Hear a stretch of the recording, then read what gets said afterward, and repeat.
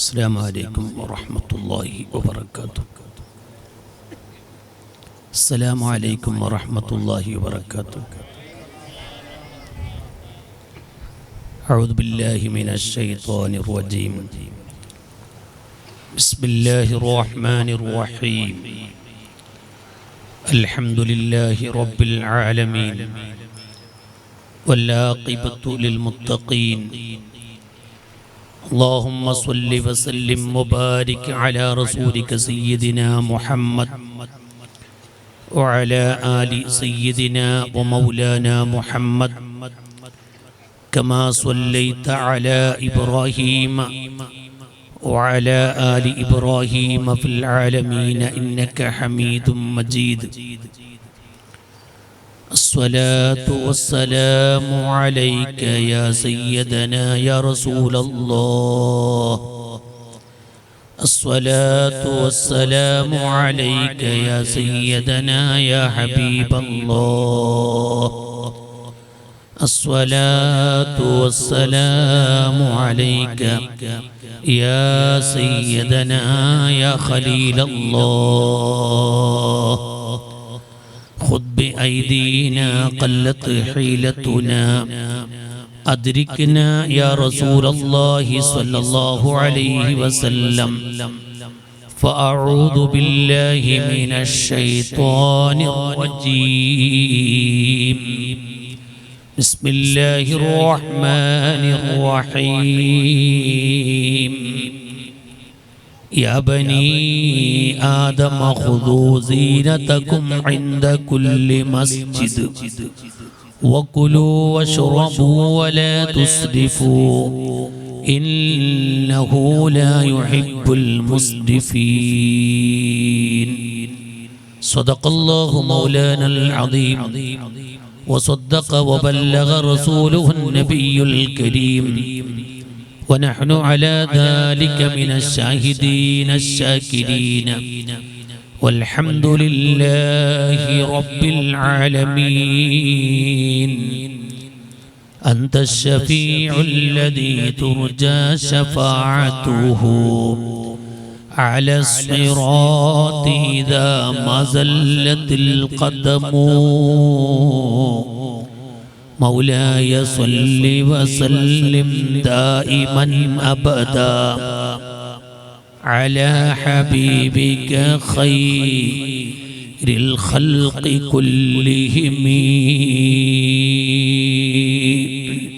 أرحم الراحمين يا رب ഞങ്ങളുടെ സദസ്സിനെ ഖബൂൽ ചെയ്യണേ അല്ലാഹ്. ദുആക്ക് ഇജാബത്ത് നൽകണം റഹ്മാനേ. ഈ പള്ളിയുമായി ബന്ധപ്പെട്ട് സഹകരിച്ച, സഹായിച്ച, അധ്വാനിച്ച, കഷ്ടപ്പെട്ട എല്ലാവർക്കും നീ സ്വർഗം നൽകണേ റഹ്മാനേ. എല്ലാവരുടെയും മുറാദുകൾ ഹാസിലാക്കണേ അല്ലാഹ്. ജീവിക്കുന്ന കാലത്തോളം ഇസ്സത്തോടെ റാഹത്തോടെ ജീവിച്ച് നീ കണക്കാക്കിയ സമയം തീരുമ്പോൾ ഹുസ്നുൽ ഖാത്തിമ കൊണ്ട് സന്തോഷിപ്പിക്കണം റഹ്മാനേ. ആമീൻ ബിറഹ്മതിക യാ അർഹമർ റഹീമീൻ. സ്റ്റേജ് ധന്യമാക്കിയ ഈ നാട്ടിലെയും അതിഥികളുമായ പണ്ഡിതന്മാർ, ഉസ്താദുമാർ, ജമാഅത്ത് കമ്മിറ്റി ഭാരവാഹികൾ, പ്രിയപ്പെട്ട സഹോദരങ്ങൾ, സുഹൃത്തുക്കൾ, പ്രിയപ്പെട്ട ഉമ്മപങ്ങന്മാർ,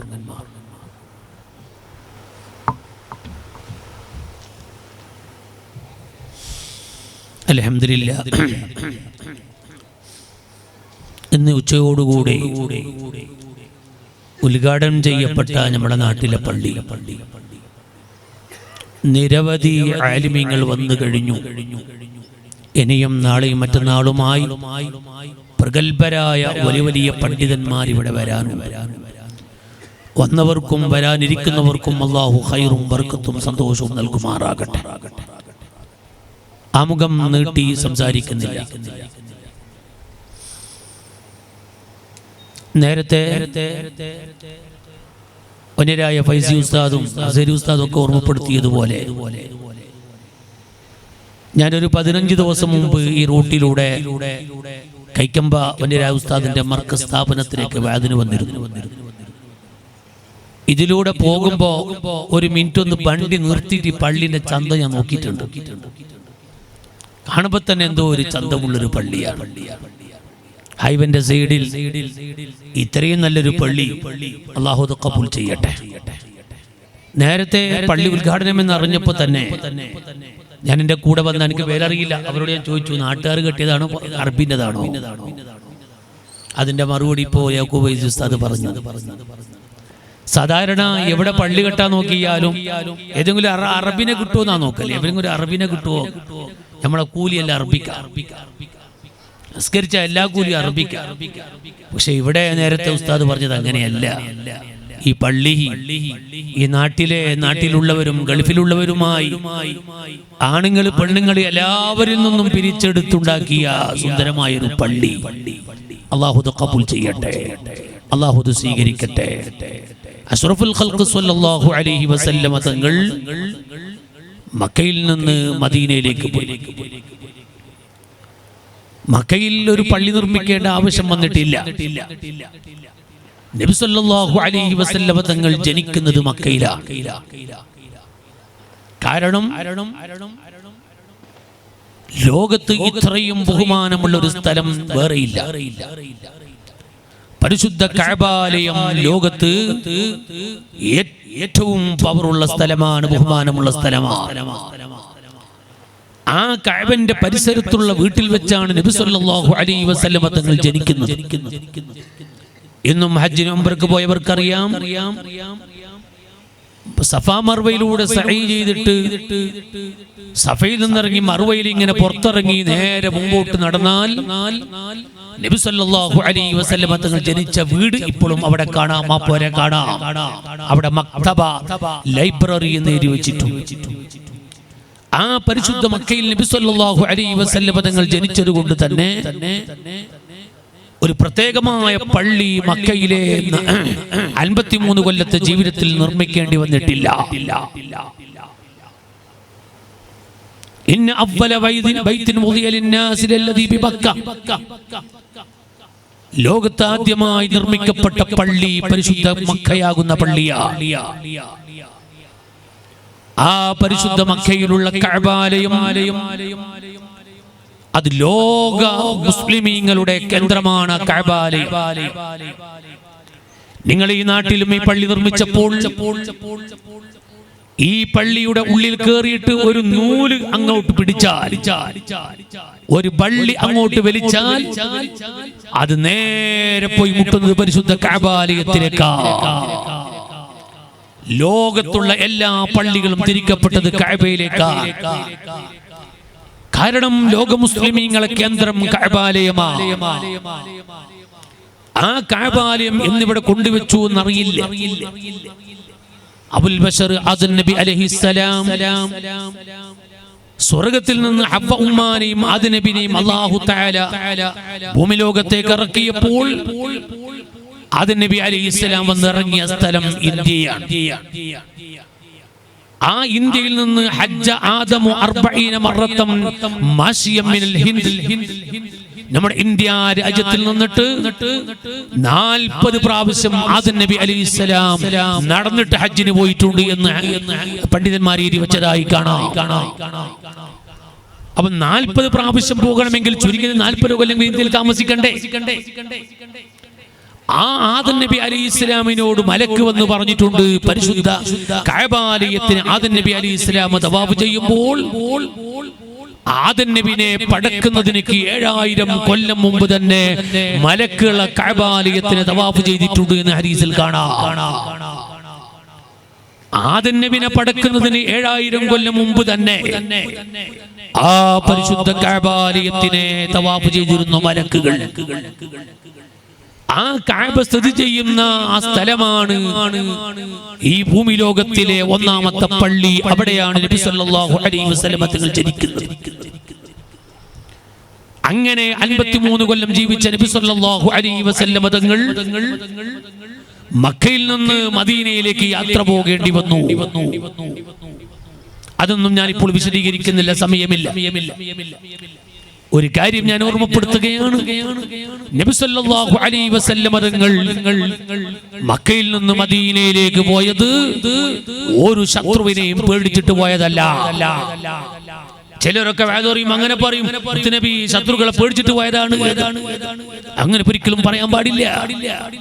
നബി സല്ലല്ലാഹു അലൈഹി വസല്ലം തങ്ങൾ ആരെ പേടിക്കാനാ?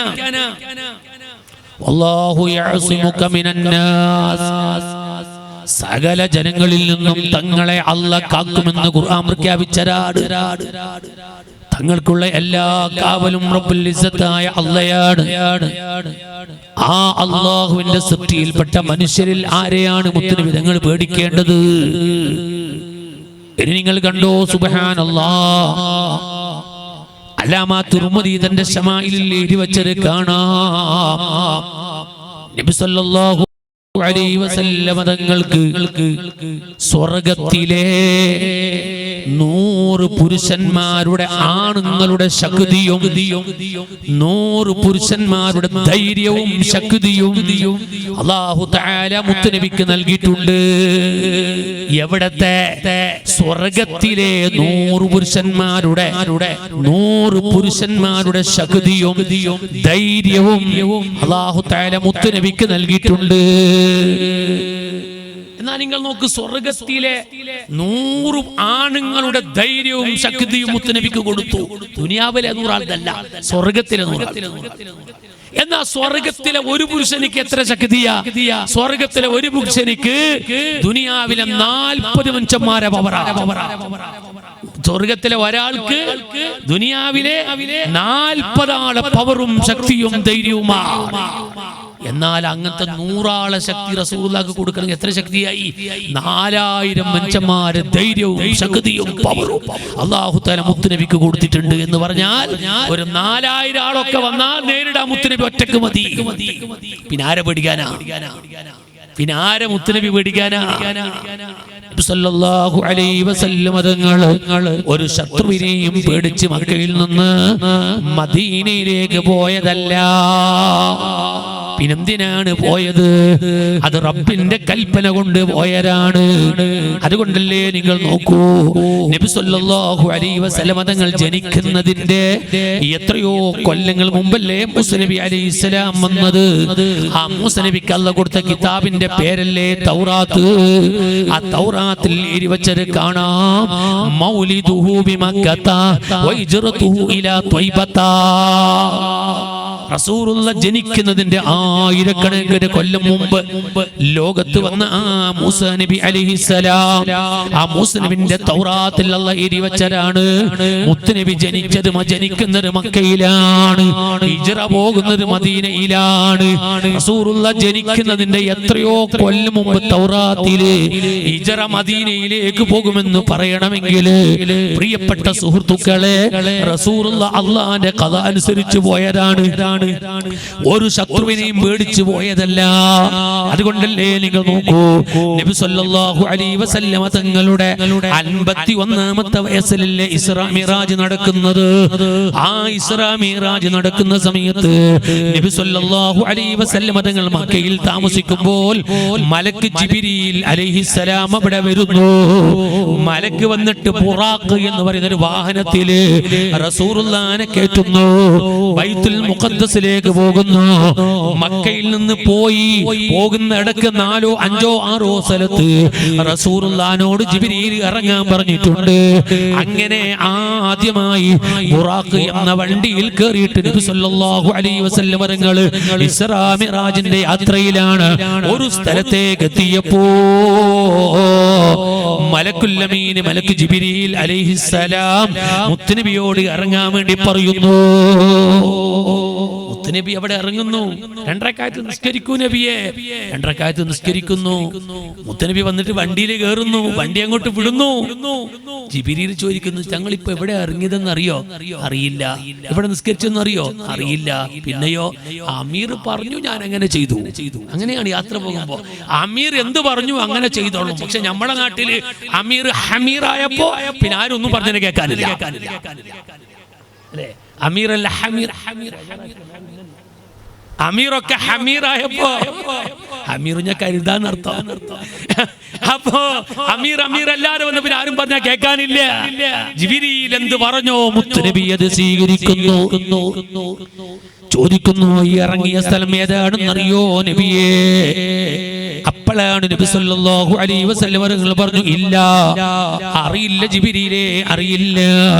അപ്പോഴാണ് നബി സല്ലല്ലാഹു അലൈഹി വസല്ലം അവർ പറയുന്നത്, ജിബ്രീൽ പറയുന്നു, ഹാദിഹി ത്വയ്ബ, ഇത് ത്വയ്ബയാണ് നബിയേ, തങ്ങൾ പിന്നീട് യാത്ര വരുന്ന സ്ഥലമാണ്. ഇസ്രാ മിഅ്റാജ് മുത്തുനബിക്ക് കാണിക്കുക 2 കൊല്ലം കഴിഞ്ഞിട്ട് തങ്ങൾ വരേണ്ട സ്ഥലമാണിത്. അപ്പോ റബ്ബിന്റെ ഖദാ മുൻകൂട്ടി തീരുമാനിച്ചതാണ്. നബി സല്ലല്ലാഹു അലൈഹി വസല്ലം മക്കയിൽ നിന്ന് മദീനയിലേക്ക് യാത്ര പോകാനുണ്ട് എന്നുള്ളത് അതൊരു ശത്രുവിനെ പേടിച്ചു പോയതല്ല. ഇരിക്കട്ടെ സുഹൃത്തുക്കളെ, അങ്ങനെ മക്കയിൽ നിന്ന് മദീനയിലേക്ക് പോയി. മദീനയുടെ കവാടത്തിലെത്തിയപ്പോൾ നബി സല്ലല്ലാഹു അലൈഹി വസല്ലം തങ്ങളെ മദീനക്കാര് സ്വീകരിച്ചു. ത്വലഅൽ ബദറു علينا من ثنيات الوداع وجب الشكر علينا ما دعا لله دا എന്ന പാട്ടും പാടി മദീനക്കാർ സ്വീകരിച്ചു പോയി. റസൂലുള്ള വരുമ്പോൾ മദീനക്കാർ പാട്ട് പാടുകയാണ്, ത്വലഅൽ ബദറു അലൈനാ. ഇരിക്കട്ടെ, ഞാൻ ഇപ്പോഴതൊന്നും വിശദീകരിക്കുന്നില്ല, സമയമില്ല. ഓ പ്രിയപ്പെട്ട സുഹൃത്തുക്കളെ, അങ്ങനെ മദീനയിൽ പോയ ഉടനെ മദീനയിൽ പള്ളിയില്ല, മക്കയിൽ പള്ളിയുണ്ട്. നബി സല്ലല്ലാഹു അലൈഹി വസല്ലം തങ്ങള് മദീനയിൽ പോയ ഉടനെ അതാ ആദ്യമായി അവിടെ ഒരു പള്ളി നിർമ്മിക്കുന്നു. എന്തുകൊണ്ട്? മുസ്ലിമീങ്ങൾക്ക് പള്ളി വേണോ? അത് നിസ്കരിക്കുക മാത്രമല്ല, മുസ്ലിമീങ്ങളുടെ എല്ലാത്തിന്റെയും കേന്ദ്രം പള്ളിയാണ്. ദഅവത്തിന്റെ കേന്ദ്രം പള്ളിയാണ്. ഇൽമിന്റെ പ്രചരണം അത് പള്ളിയിൽ നിന്നാണ്. ഇബാദത്ത് പള്ളിയിൽ നിന്നാണ്. അല്ല, അന്നത്തെ ജനങ്ങളുടെ സകല പ്രശ്നത്തിന്റെയും പരിഹാര കേന്ദ്രം അത് മദീനയിലെ പള്ളിയാണ്. അങ്ങനെ മദീനയിലെത്തിയ ഉടനെ അവിടെ പള്ളി നിർമ്മിക്കുന്നു. ചിലവർ ഈത്തപ്പന തണ്ട് കൊണ്ടുവരുന്നു, ചിലവർ ഈത്തപ്പന മട്ടിൽ കൊണ്ടുവരുന്നു, ചിലവർ പൊയ്യ കൊണ്ടുവരുന്നു, ചിലവർ ചെറിയ ചെറിയ കരിങ്കല്ലുകൾ കൊണ്ടുവരുന്നു. അങ്ങനെ സിദ്ദീഖ് തങ്ങൾ ഈത്തപ്പന മട്ടിൽ കൊണ്ടുവരുന്നു, ഉമർ ഖത്താബ് ഈത്തപ്പന തണ്ട് കൊണ്ടുവരുന്നു, ഉസ്മാൻ തങ്ങളും അതാ പല സാധനങ്ങളുമായി വരുന്നു. എല്ലാവരും കൂടിയിട്ട് മദീനയിൽ മുത്തുനബി അടക്കം സഹാബത്തെല്ലാം കൂടി മദീനയിൽ ഒരു പള്ളി നിർമ്മിക്കുന്നു. ആ പള്ളി നിർമ്മാണം കഴിഞ്ഞിട്ട് നബി സല്ലല്ലാഹു അലൈഹി വസല്ലം തങ്ങൾ സ്വഹാബത്തിനോട് പറഞ്ഞൊരു ഹദീസാണ്, മൻ ബനാ ലില്ലാഹി ബൈതൻ ബനല്ലാഹു ലഹു ബൈതൻ ഫിൽ ജന്ന. മദീനയിലെ പള്ളി കഴിഞ്ഞപ്പോൾ റസൂലുള്ള പറഞ്ഞൊരു ഹദീസാണ്. എന്താ? മംബനാ ലില്ലാഹി ബൈതൻ, ആരെങ്കിലും അല്ലാഹുവിന് വേണ്ടി ഒരു പള്ളി എടുത്താൽ ബനല്ലാഹു ലഹു ബൈതൻ ഫിൽ ജന്ന, അവർക്ക് അല്ലാഹു തആല സ്വർഗ്ഗത്തിൽ കൊട്ടാരം ഉണ്ടാക്കി കൊടുക്കും. മുഹമ്മദുർ റസൂലുള്ളാഹ്. ആ ഭാഗ്യവന്മാരിൽ അല്ലാഹു ഈ നാട്ടുകാരെ പെടുത്തട്ടെ, ഈ പള്ളിക്ക് വേണ്ടി സഹായിച്ചവരെ അല്ലാഹു പെടുത്തട്ടെ. പ്രിയപ്പെട്ട സുഹൃത്തുക്കളെ, പക്ഷേ റസൂലുള്ള പറഞ്ഞ വാക്കെന്താണ്? മംബനാ ലില്ലാഹി ബൈതൻ. എന്തിനാ? മംബന ഒരാൾ എടുത്താൽ ലില്ലാഹി അല്ലാഹ്ക്ക് വേണ്ടിയിട്ട് എടുത്തു, ബൈതൻ അല്ലാഹുവിന്റെ ഒരു വീട് എടുത്തു. ആർക്ക് വേണ്ടി? അല്ലാഹ്ക്ക് വേണ്ടിയിട്ട് എടുത്തു. അപ്പോൾ എടുക്കുന്നവന്റെ മനസ്സിന്റെ ലക്ഷ്യം എന്തായിരിക്കണം? അല്ലാഹ്ക്ക് വേണ്ടി ഒറ്റ ലക്ഷ്യമായിരിക്കണം. പിന്നെ അപ്പുറത്തൊരു പള്ളിയുണ്ട്, അതിനായിട്ട് കുറച്ച് പള്ളി വലുതാണോ? ആ പള്ളിനാട്ടി വലുതാണ് ഞങ്ങളുടെ പള്ളി. കാണുമ്പോഴൊക്കെ എല്ലാവരും വേസ്റ്റ് വെക്കുന്ന പള്ളിയാകണോ? നിന്റെ ചിന്ത അത്രയേ ഉള്ളൂ എങ്കിൽ ആഖിറത്തും ഒന്നും കിട്ടാൻ വേണ്ടി പോകുന്നില്ല. അതുകൊണ്ടാണ് അഷ്റഫുൽ ഖൽഖ് സ്വല്ലല്ലാഹു അലൈഹി വസല്ലം അവர்கள் പറഞ്ഞു, മൻ ബനാ ലില്ലാഹി, അല്ലാഹ്ക്ക് വേണ്ടിയാണ് പള്ളി എടുക്കേണ്ടത്.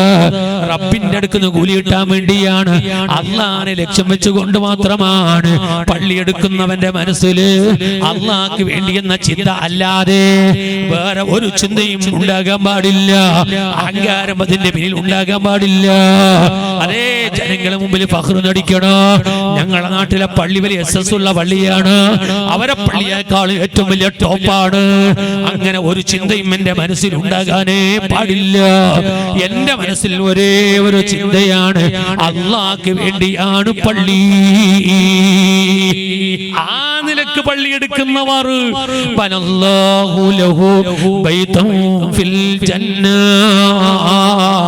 അവർക്ക് നാളെ സ്വർഗ്ഗത്തില് അല്ലാഹു കൊട്ടാരം പണിയുമെന്ന് മുഹമ്മദുർ റസൂലുള്ളാഹ്. എന്നാ ഞാൻ നിങ്ങളോട് പറയട്ടെ സുഹൃത്തുക്കളെ, നബി സല്ലല്ലാഹു അലൈഹി വസല്ലം തങ്ങളുടെ കാലത്തുള്ള സ്വഹാബത്ത് അവര് പള്ളിയിലേക്ക് സഹായിച്ചവരാണ്. ആണുങ്ങളെല്ലാം പള്ളിയിലേക്ക് സഹായിച്ചവരാണ്. എന്നാൽ ഇവിടെ നൂറുകണക്കിന് ഉമ്മമാര് വാല് കേൾക്കുകയാണ്. അവരോട് ഞാൻ പറയട്ടെ, മദീനയിൽ നബി സല്ലല്ലാഹു അലൈഹി വസല്ലം തങ്ങള് പള്ളി നിർമ്മിച്ചപ്പോൾ ആ പള്ളിക്ക് മിമ്പറില്ല, ഖുതുബ ഓതാനുള്ള മിമ്പറില്ല.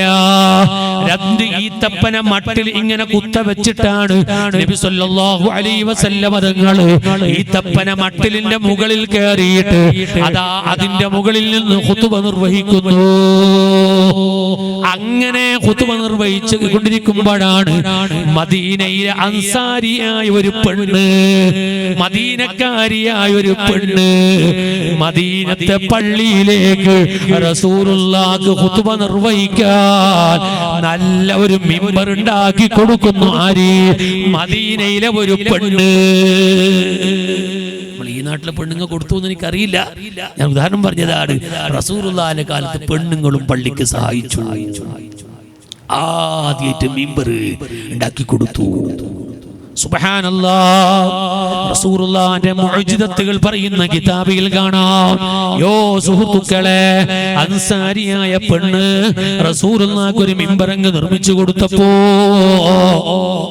അല്ലാഹുവിന്റെ ഹബീബ് ആ മിമ്പറിൽ കയറി ഖുതുബ ഓതുമ്പോ ആ പെണ്ണുണ്ടാക്കി കൊടുത്ത മിമ്പറിൽ വെച്ച് റസൂലുള്ളാഹി ഖുതുബ ഓതുമ്പോ മിമ്പറിന്റെ താഴെന്ന് ചെറിയ കിടാവ് കരയും പോലെ കരച്ചിൽ കേൾക്കുന്നു. കിടാവ് കരയും പോലെ റസൂലുള്ളാഹി നോക്കുമ്പോ ഇതുവരെ ഖുതുബ ഓതിയ ഈത്തപ്പനത്തിന്റെ മട്ടിൽ കരയാണ്. എന്തിനാ? അതുവരെ റസൂലുള്ളാഹി അതിന്റെ മേൽ ചവിട്ടിട്ടല്ലേ ഖുതുബ ഓതിയത്. ഇപ്പൊ പുതിയ മിമ്പറിലേക്ക് കയറിയപ്പോ റസൂലുള്ളാഹിന്റെ ചവിട്ട് കിട്ടിയില്ലല്ലോ. ആ ശറഫാക്കപ്പെട്ട കാല് വെക്കാത്തതിന്റെ പേരിൽ പഴയ മിമ്പർ പൊട്ടി പൊട്ടി പൊട്ടി കരയുന്നു. സുബ്ഹാനല്ലാഹ്. സ്വർഗം തരാമെന്ന് സമാധാനിപ്പിച്ചുകൊണ്ട് അതാ പുതിയ മിമ്പറിന്റെ താഴ്ഭാഗത്തിലൂടെ ആ പഴയ മിമ്പറാകുന്ന ഈത്തപ്പന മട്ടിലിന് കബറടക്കുന്നു. പണ്ഡിതന്മാര് റസൂലുള്ളാഹിന്റെ മുഅ്ജിസത്ത് പറയുന്ന സ്ഥലത്ത് പറഞ്ഞത് കാണാം. ഓ പ്രിയപ്പെട്ട സുഹൃത്തുക്കളെ, ഞാൻ എന്തിനാ പറഞ്ഞത്? അന്ന് മദീനയിലെ പള്ളിയിലേക്ക് സഹായിച്ച അതാ ആദ്യമായി മിമ്പർ കൊടുത്തത് മദീനയിലെ ഒരു പെണ്ണാണ്. ഇരിക്കട്ടെ പ്രിയപ്പെട്ട സുഹൃത്തുക്കളെ, അപ്പൊ നബി സല്ലല്ലാഹു അലൈഹി വസല്ലം തങ്ങള് റബ്ബിനിക്ക് വേണ്ടി പള്ളിയെടുക്കുന്നവർക്ക് സ്വർഗമുണ്ടെന്ന് പറഞ്ഞു. ഇനി ഞാനൊരു കാര്യം പറയട്ടെ, ഈ നാട്ടിലെ ജനങ്ങള് അതാ കല്ല് കൊടുത്തവരുണ്ട്, കമ്പി കൊടുത്തവരുണ്ട്, സിമന്റ് കൊടുത്തവരുണ്ട്, പൊയ്യ കൊടുത്തവരുണ്ട്, മാർബിൾ കൊടുത്തവരുണ്ട്, അതുപോലെ പലതും സഹായിച്ചവരുണ്ട്. പക്ഷേ ചിലവര് ചിന്തിക്കുന്നുണ്ടാകും, അതിന്റെ സിമന്റ് പിള്ളി ഞാൻ കൊടുത്തരാണ്, അതിന്റെ കമ്പി ഞാൻ കൊടുത്തരാണ്. ഞാനൊരു കാര്യം നിങ്ങളോട് പറയട്ടെ, എല്ലാം കൊടുത്തത് നിങ്ങൾ തന്നെയാണ്. പക്ഷേ ഇന്ന് മംഗലാപുരം ഖാദി തോക്ക ഉസ്താദ് ഇവിടെ വന്നിട്ട് ഈ പള്ളിയെ, ഈ കാണുന്ന ബിൽഡിങ്ങിനെ ഞാൻ പള്ളിയായി അല്ലാഹുവിന് വേണ്ടി വഖഫ് ചെയ്തു എന്ന് പറയലോടുകൂടെ ഒരാൾക്കും ഒരു സിമെന്റിനും പറയാൻ അധികാരമില്ല, ഒരു കമ്പിനെ കുറിച്ച് പറയാൻ അധികാരമില്ല, ഒരു ടൈൽസിനെ കുറിച്ച് പറയാൻ അധികാരമില്ല, ഒരു മാർബിളിനെ കുറിച്ച് പറയാൻ അധികാരമില്ല, എന്റെ പള്ളി എന്ന് പറയാൻ അധികാരമില്ല. ആരെങ്കിലും ഇവിടെ സ്ഥലം കൊടുത്തിട്ടുണ്ട് എങ്കിൽ അത് എന്റെ സ്ഥലോ എന്ന് പറയാൻ അധികാരമില്ല. ഇതിനെ പള്ളിയായി വഖഫ് ചെയ്തു എന്ന് പറഞ്ഞാൽ പിന്നെ അത് അല്ലാഹുവിൻ്റെതാണ്, ഒരാൾക്കും ഒരധികാരവുമില്ല. ചില ആൾക്കാർ പറയുന്നത് എന്റെ പള്ളി, എന്റെ തറവാട് പള്ളി, എന്റെ ഉപ്പാന്റെ പള്ളി, എന്റെ ഉപ്പാന്റെ പള്ളി, പോയി പണി നോക്കാൻ പറയണം. പണി നോക്കാൻ ആർക്കൊരു അധികാരമില്ല. അള്ളാഹ്ക്ക് വേണ്ടി വഖഫ് ചെയ്ത് കഴിഞ്ഞാല് പിന്നെ അത് റബ്ബിന്റെ പള്ളിയാണ്. പ്രിയപ്പെട്ട സുഹൃത്തുക്കളെ ശ്രദ്ധിക്കണം. ഇനി നിങ്ങൾ കണ്ടില്ലേ ആ പള്ളി ഇന്ന് ഉച്ചക്ക് ഖാദിയാർ ഉദ്ഘാടനം ചെയ്തു. ഇന്നലെ ഒരു പക്ഷേ പള്ളിന്റെ പരിസരം പള്ളിയായിരിക്കില്ല, നടുവൊക്കെ പഴയ പള്ളി തന്നെയാണ്, പുതിയത് കൂട്ടിയിട്ടുണ്ടാകും. അതൊക്കെ ഇന്ന് വഖഫ് ചെയ്യലോടുകൂടെ എല്ലാം അത് പള്ളിയായി മാറിപ്പോയി. ഇനി ഒരാൾക്കും അധികാരം പറഞ്ഞു വരാൻ ഒരു അവകാശവുമില്ല. അതാരുടെ പള്ളിയാണ്? അത് അള്ളാന്റെ പള്ളിയാണ്. ആചാര പള്ളിയല്ല, മുതലാളിന്റെ പള്ളിയല്ല, ഒരാളെ പള്ളിയുമല്ല, അത് റബ്ബിന്റെ പള്ളിയാണ്. ഇനി കണ്ടില്ലേ സുഹൃത്തുക്കളെ, ആ പള്ളിന്റെ ബഹുമാനം എന്താണ്? ഇന്ന ഖൈറൽ ബിഖാഇ മസാജിദുഹാ. അള്ളാന്റെ ഭൂമിയിൽ ഏറ്റവും ശറഫാക്കപ്പെട്ട സ്ഥലം അത് പള്ളിയാണ്. പള്ളിന്റെ മഹത്വം ലോകത്ത് എവിടെയുമില്ല. പള്ളിയുടെ മഹത്വം എവിടെയുമില്ല. ആ പള്ളിക്ക് നോക്കല് ഇബാദത്താണ്, അതിന്റെ ഉള്ളിലൂടൊന്ന് നടക്കല് ഇബാദത്താണ്, അവിടെ ഇരിക്കല് ഇബാദത്താണ്, അവിടെ ഇത്തികാബിന് നിയത്തി വെച്ച് ഇരിക്കല്, ഇത്തികാബിന് നിയത്തി വെച്ച് നടക്കല്, ഇത്തികാബിന് നിയത്തി വെച്ച് കടക്കല്, എല്ലാം ഇബാദത്താണ്. അത് റബ്ബിന്റെ പള്ളിയാണ്. എന്നാൽ എന്റെ പ്രിയപ്പെട്ട സുഹൃത്തുക്കളെ, ഇനി നിങ്ങൾ നോക്ക്, പള്ളി നല്ല ചന്തമാക്കിയില്ലേ? ഇനിയാണ് ഈ നാട്ടുകാരോട് പറയാനുള്ളത്. പരിശുദ്ധ ഖുർആനിൽ അല്ലാഹു തആല പറഞ്ഞു, യാ ബനീ ആദമ ഖുദൂ സീനതകും ഇൻദ കുല്ലി മസ്ജിദ്. ഓ ആദമിന്റെ മക്കളെ, ഖുദൂ സീനതകും ഇൻദ കുല്ലി മസ്ജിദ്. നിങ്ങൾ പള്ളിന്റെ അകത്ത് അതിന്റെ ഭംഗിയെ കാത്തു സൂക്ഷിക്കുന്നവരാകണോ? ആ പള്ളിയുടെ ചന്തത്തിനെ കാത്തു സൂക്ഷിക്കുന്നവരാകണോ? അതിനിക്ക് പല വ്യാഖ്യാനം ഇമാമികൾ പറഞ്ഞത് കാണാം. അല്ലാമ ഖുർത്തുബി റഹിമഹുല്ലാഹ്, അല്ലാമ ഇബ്നു കസീർ റഹിമഹുല്ലാഹ്, ബഹുമാനപ്പെട്ട ഫഖ്റുദ്ദീൻ റാസി റഹിമഹുല്ലാഹ് അടക്കമുള്ള നിരവധി പണ്ഡിതന്മാരെ തഫ്സീറിൽ കാണാം. എന്താ അങ്ങനെ പറയാൻ കാരണം? ഈ ആയത്ത് ഇറങ്ങാനുള്ള കാരണം എന്താണ്? നബി സല്ലല്ലാഹു അലൈഹി വസല്ലം തങ്ങളുടെ കാലത്ത് വിവരമില്ലാത്ത ജാഹിലീങ്ങൾ വന്നിട്ട് അല്ലാഹുവിന്റെ ഹബീബ് വരുന്ന സമയത്ത്, അല്ലെങ്കിൽ വരുന്നതിന് മുമ്പ് കഅബന്റെ മുമ്പിലേക്ക് വന്നിട്ട് അവര് തുണി ഉടുക്കാതെ, ഷർട്ട് ധരിക്കാതെ, നിക്കർ ധരിക്കാതെ, ഒന്നുമില്ലാതെ നഗ്നരായി കഅബ ഇങ്ങനെ തവാഫ് ചെയ്യുകയാണ്. ആണുങ്ങൾ സുബഹിന്റെ സമയത്ത് വന്നിട്ട് അതാ പകലിൽ നഗ്നരായിട്ട് തവാഫ് ചെയ്യുന്നു. ആണുങ്ങളൊക്കെ പോയാൽ രാത്രി സമയത്ത് പെണ്ണുങ്ങൾ വരൂ, അവരും നഗ്നരായിട്ട് ഇങ്ങനെ തവാഫ് ചെയ്യൂ. അവർ ഒത്തുമറക്കൂല, ഡ്രസ് ധരിക്കൂല, തുണി ഉടുക്കൂല, ഒന്നുമില്ലാതെ കഅബന്റെ മുമ്പിൽ വന്നിട്ട് നഗ്നരായിട്ട് ആണുങ്ങളും പെണ്ണുങ്ങളും തവാഫ് ചെയ്യുമ്പോ പരിശുദ്ധ ഖുർആനിൽ അല്ലാഹു ഇറക്കുകയാണ്, യാ ബനീ ആദമ, ആദമിന്റെ മക്കളെ, ഖുദൂ സീനതകും ഇൻദ കുല്ലി മസ്ജിദ്. പള്ളിന്റെ അകത്ത് അതിന്റെ ഭംഗിനെ കാത്തു സൂക്ഷിക്കണേ. നഗ്നരായിട്ട് പള്ളിക്ക് വരല്ല, നഗ്നരായിട്ട് തവാഫ് ചെയ്യല്ല, ഔറത്ത് മറക്കാതെ കഅബ ചുറ്റല്ല, ഔറത്ത് മറക്കാതെ കഅബന്റെ മുമ്പിലേക്ക് വരല്ല. അങ്ങനെയാണ് ഈ ആയത്ത് ഇറങ്ങാനുള്ള കാരണമെന്ന് ഇമാമികൾ അവരെ തഫ്സീറിൽ എഴുതി വെച്ചത് കാണാം. അതുകൊണ്ട് പറയട്ടെ പ്രിയപ്പെട്ട സുഹൃത്തുക്കളെ, പള്ളിക്ക് വരുമ്പോ അതിന്റെ ഭംഗിനെ കാത്തു സൂക്ഷിക്കണോ? എങ്ങനെയാ പള്ളിന്റെ ഭംഗി കാത്തു സൂക്ഷിക്കേണ്ടത്? അതാ ഇമാമിങ്ങൾ അവരെ കിതാബിൽ എഴുതി വെച്ചില്ലേ, ഇദാ നൂദിയ ലിസ്സലാത്തി യാ അയ്യുഹല്ലദീന ആമനൂ ഇദാ നൂദിയ ലിസ്സലാത്തി മിൻ യൗമിൽ ജുമുഅത്തി ഫസ്അഉ ഇലാ ദിക്രില്ലാഹ്. വെള്ളിയാഴ്ച പള്ളിയിൽ നിന്നിട്ട് നിങ്ങളെ ജുമുഅക്ക് വേണ്ടി പള്ളിയിൽ നിന്ന് വിളിക്കപ്പെട്ടാൽ നിങ്ങൾ ആ പള്ളിയിലേക്ക് ശാന്തരായിട്ട് വളരെ അച്ചടക്കത്തോടെ നടന്നു പോകണോ? ഇലാ ദിക്രില്ലാഹ്, റബ്ബിന്റെ ദിക്റാകുന്ന ഖുതുബ കേൾക്കാൻ വേണ്ടി നിങ്ങൾ പോകണോ? ഖുതുബ ദിക്റാണ്. ആ ഖുതുബ കേൾക്കാൻ വേണ്ടി പള്ളിയിലേക്ക് പോകണോ? ശാന്തനായിട്ട് അച്ചടക്കത്തോടെ നല്ല ബഹുമാനത്തോടെ പള്ളിയിലേക്ക് നടന്നു പോകണോ? ഇമാമികൾ മുഴുവനും പറഞ്ഞു, പള്ളിക്ക് പോകുമ്പോ നല്ല ഡ്രസ് ധരിക്കണോ, അതേ തലമറക്കണോ, തലേകെട്ട് കെട്ടണോ, നല്ല വസ്ത്രം ധരിക്കണോ, എടുക്കണം. എന്നാൽ അഫ്ദലു സിയാബി അൽബീൽ, ഏറ്റവും നല്ല വസ്ത്രം ഏതാണ്? അത് വെള്ള വസ്ത്രമാണ്. അപ്പൊ പള്ളിക്ക് പോകുമ്പോ ഏറ്റവും നല്ല വസ്ത്രം ധരിച്ചിട്ട് പോകണോ? ഏത് വസ്ത്രം ധരിക്കാം, ഔറത്ത് മറക്കുന്ന ഏത് വസ്ത്രവും ധരിക്കാം. പക്ഷേ ഏറ്റവും നല്ല വസ്ത്രം പള്ളിക്ക് പോകുന്ന സമയത്ത് അഫ്ദലു സിയാബി അൽബീൽ, ഏറ്റവും നല്ല വസ്ത്രം അത് വെള്ള വസ്ത്രമാണ്.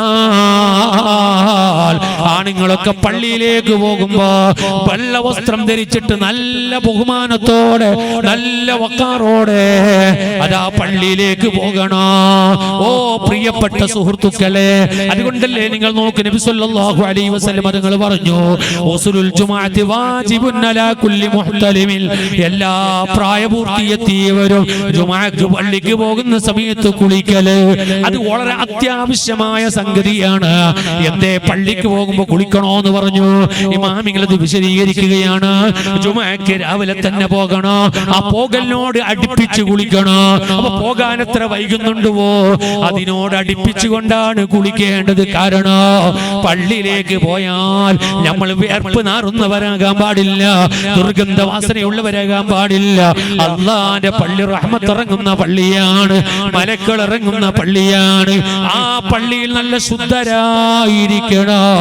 അവിടെ പള്ളിന്റെ അകത്ത്, അതേ പള്ളിന്റെ അകത്ത് യാതൊരു കച്ചറയും ഉണ്ടാകാൻ പാടില്ല. പള്ളിന്റെ അകത്തേക്ക് കയറുന്ന സമയത്ത് ഓ പ്രിയപ്പെട്ട സുഹൃത്തുക്കളെ, പള്ളിയിൽ കയറുമ്പോ ദുർഗന്ധം അടിക്കരുത്, പള്ളിയിലേക്ക് കയറുമ്പോ ദുർഗന്ധം അടിക്കരുത്, വാസന ഉണ്ടാകരുത്. നല്ല സുഗന്ധം ഉപയോഗിച്ചുകൊണ്ട് നല്ല മണത്തോടെ നല്ല ഡ്രസ്സും ധരിച്ചിട്ട് പള്ളിയിലേക്ക് പോകണോ? പള്ളിയിലേക്ക് പോകുമ്പോ പീടികക്ക് പോകുമ്പോഴല്ല, ചന്തക്ക് പോകുമ്പോഴല്ല. നിങ്ങൾ കണ്ടില്ലേ, നമ്മുടെ നാട്ടിലൊക്കെ പള്ളിക്ക് വരുമ്പോ എങ്ങനെയാ വരുത്ത് എന്ന് കാണിക്കട്ടാ? നിങ്ങൾ നോക്കുവോ? നിങ്ങൾ മുണ്ട അത് ചൊടിയോ? ഒരു കൊസി കാണിക്കുന്നില്ല, ഒരു ചിരിയുമില്ല, എന്തുമില്ല. നമ്മുടെ നാട്ടിലുള്ള ഉസ്താദുമാർ എന്ന് പറഞ്ഞു ഇവനെങ്ങനെ കാണിക്കുന്നത്? കാച്ചയും കെട്ടിട്ടാ പള്ളി കയറല് അല്ലേ? കാച്ചയും കെട്ടിട്ടാ പള്ളിക്ക് വരുത്ത ഒരു വീടി കുറ്റിയുണ്ടാവും, പായില് ചിലപ്പോ വീടിന്റെ കുറ്റിയുണ്ടാവും. സക്കറാത്തിന്റെ പെരി വലിച്ചിട്ട് കമ്പോട്ടെ പുറത്ത് ഞടിനുള്ളിൽ കയറും അല്ലേ? പള്ളിക്ക് വരുമ്പോ വായ വാസനിക്കരുത്, നല്ലോണം പല്ല് തുടച്ചിട്ട് വരണ പള്ളി, അതേ വാസനിക്കരുത്.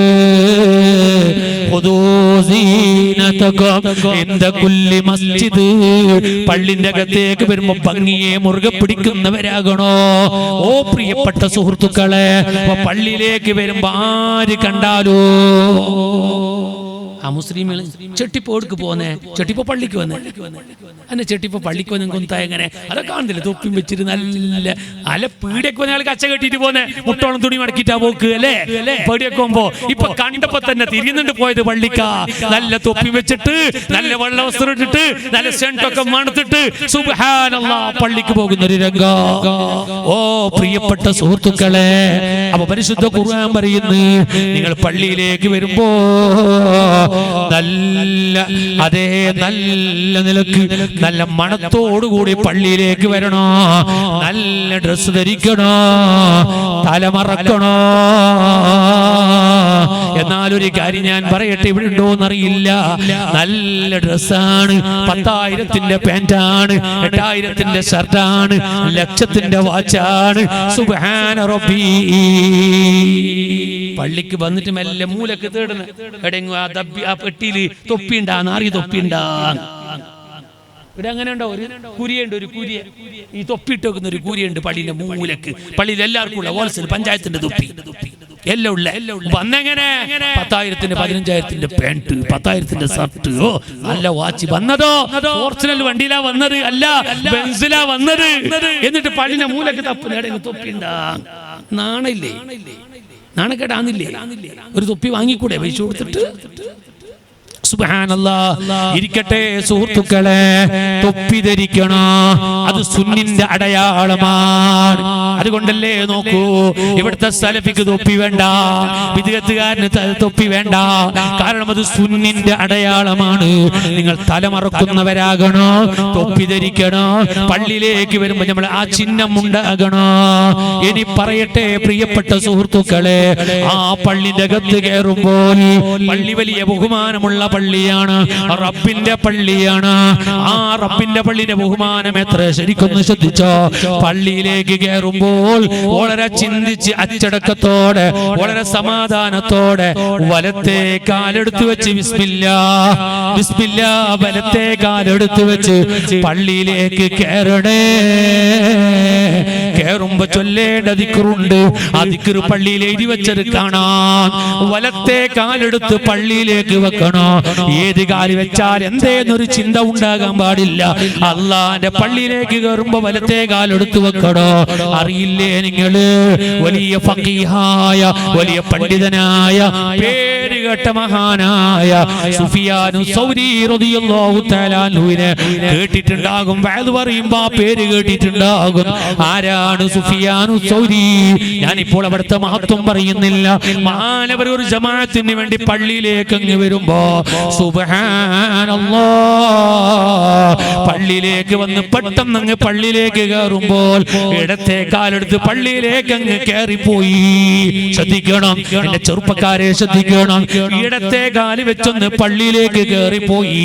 അപ്പോഴാണ് ആകാശത്തിൽ നിന്നൊരു വിളി കേൾക്കുകയാണ്.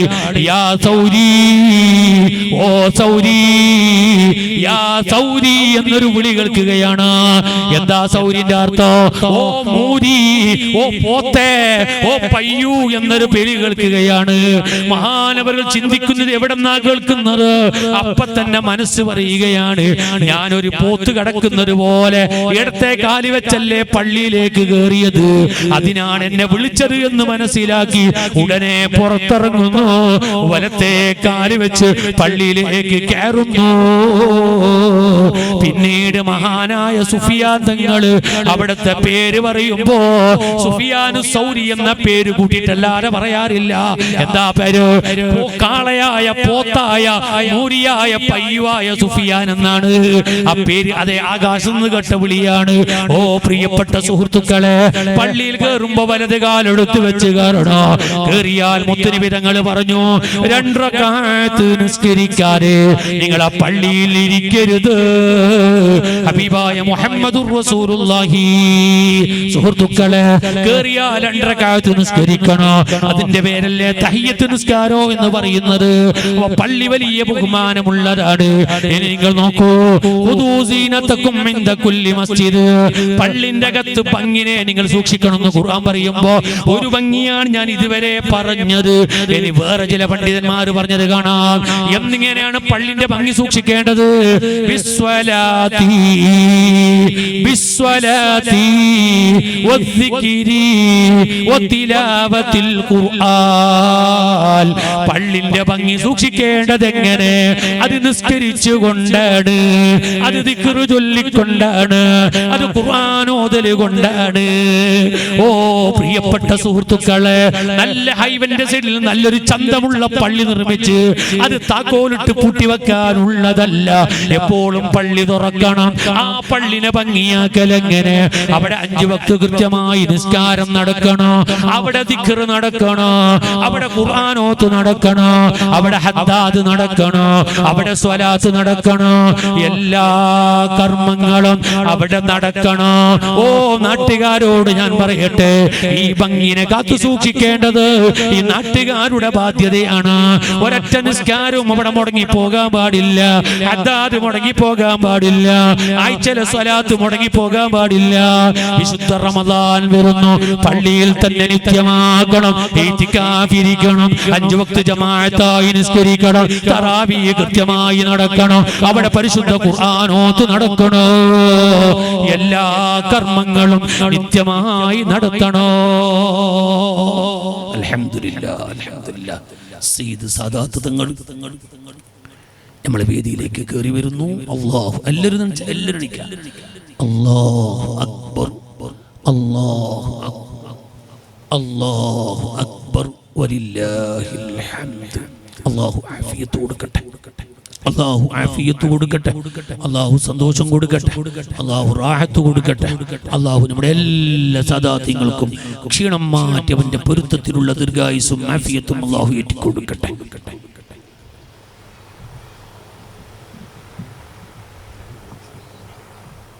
ഞാൻ എൻ്റെ പ്രസംഗം നിർത്തുകയാണ്. ഒന്ന് മുമ്പോട്ട് വന്ന്, മുമ്പോട്ട് എല്ലാവരും ഒന്ന് മുമ്പോട്ട് വന്ന്, എല്ലാവരും മുമ്പോട്ട്. തങ്ങൾ ഇത് വരക്കാൻ വേണ്ടി പോകാൻ മുമ്പോട്ട് വന്ന്.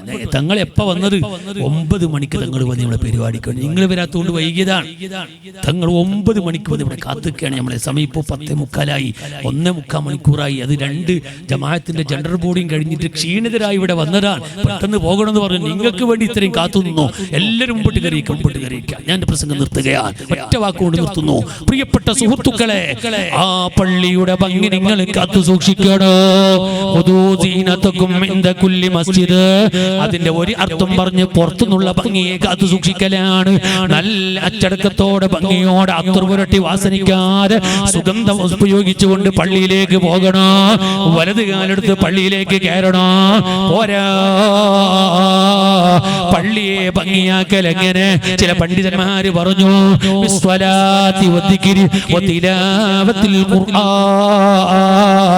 നിസ്കരിക്കണം ആ പള്ളിയിൽ. ആ പള്ളിയിൽ ദിക്ർ നടക്കണോ? ആ പള്ളിയിൽ സ്വലാത്ത് നടക്കണോ? ആ പള്ളിയിൽ ഹദാദ് നടക്കണോ? എല്ലാ കർമ്മങ്ങളും കൃത്യമായി നടക്കണോ? ഞാൻ എൻ്റെ ഉമ്മമാരോട് ഒറ്റ വാക്ക് പറഞ്ഞ് ഞാൻ എൻ്റെ വാക്ക് നിർത്തുകയാണ്. ഉമ്മമാരെ, നിങ്ങൾ പള്ളിയിലേക്ക് വരരുത്, ജമാഅത്തിന് വരരുത്. ജമാഅത്തിന് ഉമ്മമാര് പള്ളിക്ക് വരരുത്. ഒരൊറ്റ പെണ്ണും ജമാഅത്തായി നിസ്കരിക്കാൻ ഒരു പള്ളിയിലേക്കും പെണ്ണ് പോകരുത്. നമ്മളെ നാട്ടിലെ ഒരു പള്ളിയിലും പോകരുത്. തറാവീഹിന് പെണ്ണ് പോകരുത്. അത് റസൂലുള്ളാഹിന്റെ കാലത്ത് തന്നെ എത്രയോ സ്ത്രീകൾ വന്നിട്ട് റസൂലുള്ളാഹിനോട് ചോദിച്ചു, നബിയേ, അങ്ങേ കൂടെ ജമാഅത്തായി നിസ്കരിക്കാൻ ഞങ്ങൾ പള്ളിയിലേക്ക് വരട്ടെയോ നബിയേ? ഹബീബായ തങ്ങൾ പറഞ്ഞ മറുപടി എന്താണ്? നിങ്ങളെ പൊരന്റെ ഉള്ളിന്റെ ഉള്ളാണ് നിങ്ങൾക്ക് ഏറ്റവും ഖൈറ്. നിങ്ങൾ വീട്ടിന്റെ അകത്ത് നിസ്കരിക്കേണ്ടവരാണ്. പുരുഷന്മാരെ പോലെ പുറത്തിറങ്ങി നിസ്കരിക്കേണ്ടവരല്ല. അതുകൊണ്ട് ഞാൻ എൻ്റെ ഉമ്മമാരോട് 5 വക്ത് കൃത്യമായി വീട്ടിൽ വെച്ച് നിസ്കരിക്കണോ? സമയമാകുമ്പോ വാങ്ങി കേൾക്കുമ്പോ പെട്ടെന്ന് നിസ്കരിക്കണോ? വിശുദ്ധ റമളാൻ ഒരു 8 ദിവസം കൊണ്ട് കടന്നു വരാൻ വേണ്ടി പോകുകയാണ്. ഉമ്മമാരെ, നിസ്കാരം നിത്യമാക്കണോ? അതുപോലെ പറയട്ടെ, എല്ലാവരും ഉമ്മമാര് വീട്ടിൽ വെച്ച് തറാവി നിസ്കരിക്കണോ? തറാവിന്റെ പിറകെ വിത്ത് നിസ്കരിക്കണോ? അത്താഴത്തിന് വേണ്ടി എഴുന്നേറ്റാൽ ഉമ്മമാരെ തഹജ്ജുദ് നിസ്കരിക്കണോ? സുബ്ഹി നിസ്കാരം കഴിഞ്ഞാൽ കുറച്ച് ഖുർആൻ ഓതണോ? ഖുർആനിന്റെ ഖത്തമുകൾ അങ്ങനെ തീർക്കണോ? ചുരുങ്ങിയത് ഒരു 3 ഖത്തമെങ്കിലും വിശുദ്ധ റമളാനിൽ തീർക്കാൻ വേണ്ടി ഉമ്മമാരും നിങ്ങളൊക്കെ ശ്രദ്ധിക്കണോ? പറയട്ടെ, സുബ്ഹി നിസ്കാരം കഴിഞ്ഞ് ഉറച്ച് ഖുർആൻ ഓതി പിന്നെ കടന്നുറങ്ങിയാല് ഒരു 8-8:30 മണിയാകുമ്പോൾ എണിക്കാറുണ്ടല്ലോ. അപ്പോൾ പോയി ഓതോടുത്ത് 2 റക്അത്ത് ദുഹാ നിസ്കരിക്കണോ? തസ്ബീഹ് നിസ്കാരം നടത്തണോ? ഇതുപോലെ നല്ല നല്ല അമലുകൾ ചെയ്തിട്ട് അസ്തഗ്ഫിറുല്ലാഹ് അധികരിപ്പിക്കണം. ലാ ഇലാഹ ഇല്ലല്ലാഹ് എന്ന ദിക്ർ അധികരിപ്പിക്കണം. മുത്തുനബിന്റെ മേലിൽ സ്വലാത്ത് അധികരിപ്പിക്കണം. ഉമ്മമാരെ, തൗബ ചെയ്തിട്ട് റബ്ബിലേക്കൊന്ന് മടങ്ങണോ? അതേ, മരണം കേൾക്കുന്നില്ലേ നിങ്ങൾ? നാനാഭാഗത്തും മരണത്തിന്റെ വാർത്തകളാണ്. എപ്പോഴെന്നറിയില്ല, എവിടെയെന്നറിയില്ല, എങ്ങനെയെന്നറിയില്ല. നാളെ നാളെ നാളെ എന്ന് പറഞ്ഞ് ചിന്തിക്കുന്നവര്, അതാ ഞാൻ കഴിഞ്ഞ ദിവസം വാദ് പറയുമ്പോ കിതാബ് എനിക്കിപ്പോൾ ഓർമ്മയില്ല. 2 ദിവസം മുമ്പ് ഒരു സ്ഥലത്ത് ഞാൻ വാദ് പറയുമ്പോ കിതാബിൽ കണ്ടത് ഞാൻ അപ്പൊ തന്നെ പറഞ്ഞു. അതാ നാളെ എന്ന് പറഞ്ഞ് പിന്തിക്കുന്നവര്, അവന്റെ പേര് മുനാഫിഖ് എന്നാണ്. നാളെ നോക്കാം, നാളെ നാളെ നാളെ എന്ന് പറഞ്ഞ് പിന്തിക്കുന്നവരില്ലേ, അവന്റെ പേര് മുനാഫിഖ് എന്നാണ്. നമുക്ക് നാളെയില്ല, നമ്മളെ നാളെ മരണമാണ്. നാളേക്ക് വേണ്ടി എന്തുണ്ടാക്കി എന്നല്ലേ ഖുർആൻ ചോദിക്കുന്നത്. അത് ഖബറിനെ കുറിച്ച് ചോദിച്ചതാണ്. നമുക്ക് നാളെയില്ല. ഇന്ന് നേരം വെളുക്കുമോ എന്നറിയില്ല, സുബഹിക്കെണിക്കുമോ എന്നറിയില്ല, ഞാൻ എന്റെ പള്ളിയിൽ എത്തുമോ എന്നറിയില്ല. റബ്ബിലേക്ക് കൈമലർത്തി ദുആ ചെയ്തിട്ട് ചെയ്തു പോയ പാവങ്ങളെ റമളാനിൽ പൊട്ടി പൊട്ടി കരഞ്ഞ് റബ്ബിനോട് ഖേദം പറഞ്ഞ് തൗബ ചെയ്തിട്ട് റബ്ബിലേക്ക് മടങ്ങിക്കോ. മനസ്സ് റബ്ബിലേക്ക് തിരിച്ചോ. അല്ലാഹുവോട് ഖേദിച്ച് കരഞ്ഞോ. ഖുർആൻ ഓതി ദിക്ർ ചൊല്ലി സ്വലാത്ത് ചൊല്ലിയിട്ട് അല്ലാഹുവിലേക്ക് മടങ്ങി നല്ലവരായി ജീവിച്ചോ. ആലിമീങ്ങളെ ബഹുമാനിക്കണം, വലിയവരെ ബഹുമാനിക്കണം, തങ്ങന്മാരെ ബഹുമാനിക്കണം. അഹ്ലുൽ ബൈത്ത് വലിയ ബഹുമാനമുള്ളവരാൽ. ഇന്നിവിടെ ഉച്ചക്ക് തങ്ങൾ വന്നു, ഇപ്പോഴും സയ്യിദുണ്ട്, നാളെയും മറ്റന്നാളും സദാത്യങ്ങൾ വരാനിരിക്കുകയാണ്. എല്ലാ സയ്യിദന്മാരെയും ബഹുമാനിക്കണോ. അവരാണ് നമ്മളെ മുത്ത്, അവരാണ് നമ്മളെ അഭയം, അവരാണ് നമ്മളെ എല്ലാം. ലോകത്ത് കഴിഞ്ഞു പോയ മഹാന്മാരെല്ലാം സയ്യിദന്മാരെ അഭയഗ്രമാക്കി അവരെ തവസ്സുൽ ചെയ്ത് ദുആ ചെയ്തവരാണ്. ആ അഹ്ലുൽ ബൈത്തിൽ അഗ്രഗണ്യരായ സയ്യിദ് സാദാത്ത് തങ്ങൾ ആഫിയത്ത് കൊടുക്കണം റഹ്മാനെ. എപ്പോഴും പരിപാടിയാണ്, ജമാഅത്തിന്റെ നേതൃത്വമാണ്, പല ജമാഅത്തിൽ ഗൗരവാധ്യക്ഷരാണ്, പല സ്ഥലത്തും നായിബ് ഖാദിയാണ്, പല സ്ഥലത്തും ജനറൽ ബോഡിക്ക് നേതൃത്വം നൽകുകയാണ്. അങ്ങനെ അപ്പകലില്ലാതെ ഓടി നടക്കുകയാണ്. അർഹമുർ റഹീമായ റബ്ബ്, നീ ക്ഷീണങ്ങളൊക്കെ മാറ്റി റാഹത്തിന്റെ ജീവിതം, സന്തോഷത്തിന്റെ ജീവിതം അവർക്കും നമുക്കും നീ നൽകണം റഹ്മാനെ. അല്ലാഹ് ജീവിക്കുന്ന കാലത്തോളം അവർക്കും ഞങ്ങൾക്കും ഇസ്സത്ത്, ആഫിയത്ത്, സന്തോഷം നൽകി നീ കണക്കാക്കിയ സമയം തീരുമ്പോ അവർക്കും ഞങ്ങൾക്കും നീ ഹുസ്നുൽ ഖാത്തിമ നൽകണേ അല്ലാഹ്. നല്ല മരണം തരണേ അല്ലാഹ്. സ്വാലിഹീങ്ങളുടെ മരണം തരണേ റഹ്മാനേ. മൗതായി പോയ ഖബറാളികൾ, നമ്മുടെ ബാപ്പമാര്, ഉമ്മമാര്, കുടുംബത്തിൽ മരിച്ചു പോയവര് എല്ലാവരുടെയും ഖബറിൽ നീ വലിയ സന്തോഷം നൽകണേ റഹ്മാനേ. ആമീൻ ബിറഹ്മതിക യാ അർഹമർ റഹീമീൻ. ദുആ വസിയത്തോടെ അസ്സലാമു അലൈക്കും വറഹ്മത്തുള്ളാഹി.